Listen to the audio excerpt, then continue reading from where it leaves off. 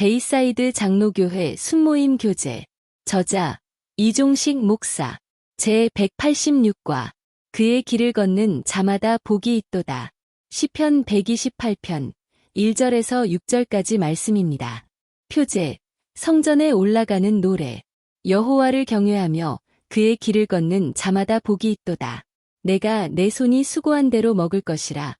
내가 복되고 형통하리로다.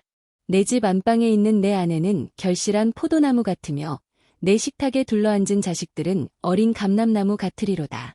여호와를 경외하는 자는 이같이 복을 얻으리로다. 여호와께서 시온에서 내게 복을 주실지어다.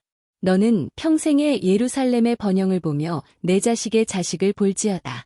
이스라엘에게 평강이 있을지로다. 아멘. 오늘 본문에서 시편 기자는 누가 복이 있다고 말하고 있습니까? 그리고 그것이 당신에게 주는 교훈은 무엇이라고 생각하십니까? 오늘 본문인 시편 128편은 작자 미상의 시로서 어떻게 사는 것이 지혜로운 삶인가를 알려주는 지혜시로 구분됩니다. 특별히 오늘 본문 1절은 여호와를 경외하며 그의 길을 걷는 자마다 복이 있도다 라고 말씀하고 있습니다. 여호와를 경외한다는 말은 하나님을 존중한다는 의미입니다. 그리고 하나님을 존중한다는 것은 그의 길을 걷는 것이라고 말씀하고 있습니다. 그의 길을 걷는다는 의미는 하나님이 주신 말씀대로 사는 것을 의미합니다. 세상에서도 우리는 흔히 나의 말을 믿고 따라주는 사람을 나를 존중한다라고 표현합니다. 그리고 나의 말을 믿지 않고 따라주지 않는 사람을 향해서는 나를 존중하지 않는다라고 말합니다.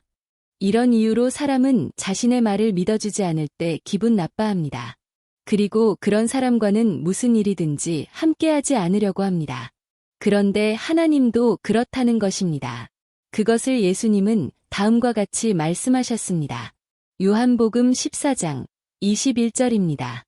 나의 계명을 가지고 지키는 자라야 나를 사랑하는 자니 나를 사랑하는 자는 내 아버지께 사랑을 받을 것이요. 나도 그를 사랑하여 그에게 나를 나타내리라. 이 말씀의 의미는 결국 예수님의 말씀을 지키며 사는 자가 예수님을 사랑하는 자이고 그런 자는 하나님 아버지께 사랑을 받는다는 말씀입니다. 그러므로 사랑하는 성도님들, 특별한 하나님의 사랑을 원하신다면 예수님이 주신 말씀을 지키며 살아야 합니다. 가스펠 헤럴드지에 게재되었던 이야기입니다. 세실 씨는 어느 날 그의 사랑하는 어린 딸의 방으로 갔습니다. 딸은 기다리고 있었던 것처럼 눈을 반짝이며 어떤 사람이 그녀에게 준 아름다운 구슬 상자를 아버지에게 보여주는 것이었습니다.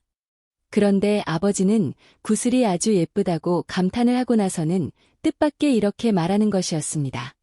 그렇지만 얘야, 그것을 불 속에 던져버려라. 어린 소녀는 잠시 당황하고 망설였습니다. 그것은 대단한 시험이었기 때문입니다.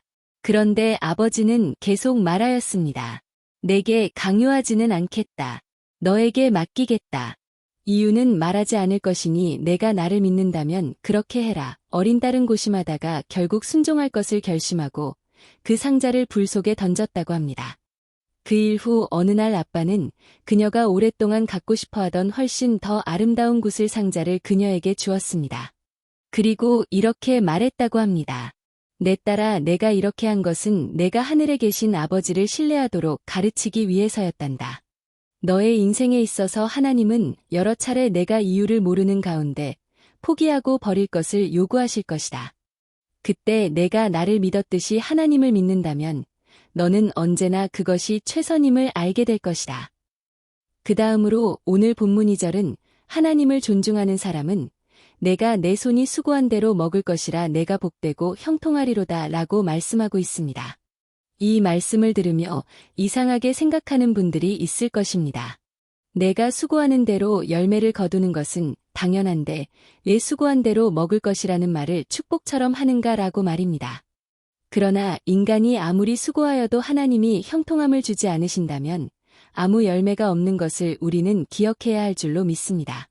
농부가 씨를 뿌리고 물을 주는 것은 대단한 수고입니다.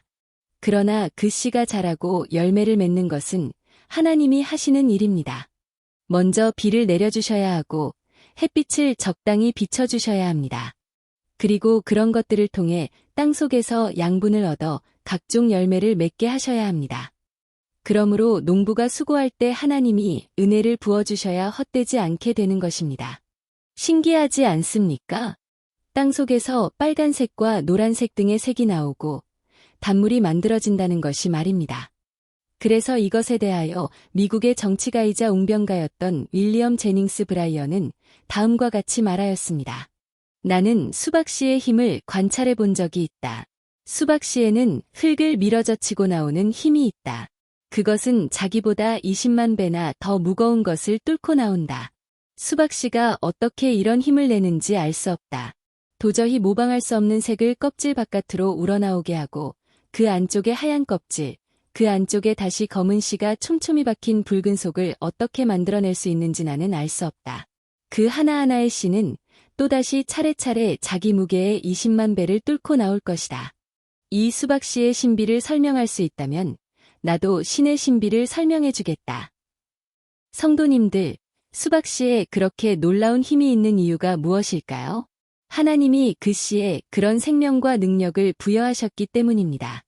그런데 예수님은 씨 뿌리는 비유를 통해 하나님의 말씀은 이런 놀라운 생명과 능력이 있다는 것을 말씀하셨습니다. 그러므로 우리가 하나님의 말씀을 믿고 그대로 따라 산다면 놀라운 하나님의 약속이 이루어지는 것을 보게 될 줄로 믿습니다. 그러한 은혜를 본문 3절, 그리고 4절은 다음과 같이 말씀하고 있습니다. 내 집 안방에 있는 내 아내는 결실한 포도나무 같으며 내 식탁에 둘러앉은 자식들은 어린 감람나무 같으리로다. 여호와를 경외하는 자는 이같이 복을 얻으리로다. 감람나무는 오래 살고 열매를 많이 맺습니다. 그러므로 이 말씀은 우리가 하나님을 존중하며 말씀을 따라 살아갈 때 자녀들이 열매를 맺는 삶을 살게 된다는 것입니다. 그리고 포도는 기쁨의 상징입니다. 그러므로 하나님의 말씀을 존중하며 살아갈 때 배우자들이 서로에게 기쁨이 될 것을 말씀하고 있습니다. 그리고 5절 그리고 6절은 하나님이 가르쳐 주신 길로 가는 자는 다음과 같이 된다고 말씀하고 있습니다. 여호와께서 시온에서 내게 복을 주실지어다. 너는 평생에 예루살렘의 번영을 보며 내 자식의 자식을 볼지어다. 이스라엘에게 평강이 있을지로다. 이 말씀은 하나님의 말씀을 따라 믿음의 삶을 살아갈 때 하나님 나라가 우리에 의하여 확장되고 그러한 삶에는 항상 평강이 있을 것을 말씀하고 있습니다. 사랑하는 성도님들, 평강은 성도가 받을 수 있는 복 중에 최고의 것이라고 믿습니다. 평강은 인간의 가장 행복한 순간을 의미하기 때문입니다. 그러니까 걱정 근심 없이 삶을 살아갈 때 참 행복하다고 말하는 순간이 평강한 때입니다. 우리 성도님들이 날마다 이렇게 평강하기를 축원합니다. 그런데 그런 삶을 살려면 우리는 하나님을 존중하며 말씀이 가르친 대로 살아야 하겠습니다. 그러므로 하나님의 말씀을 따라 사는 것이 가장 큰 복임을 믿고 살기를 주님의 이름으로 축원합니다. 당신은 말씀에 순종하여 하나님이 하시는 놀라운 일을 경험한 적이 있습니까? 그것을 서로 나누어 봅시다. 오늘의 말씀을 통해 새롭게 느낀 점과 결단하는 바를 서로 나누어 봅시다.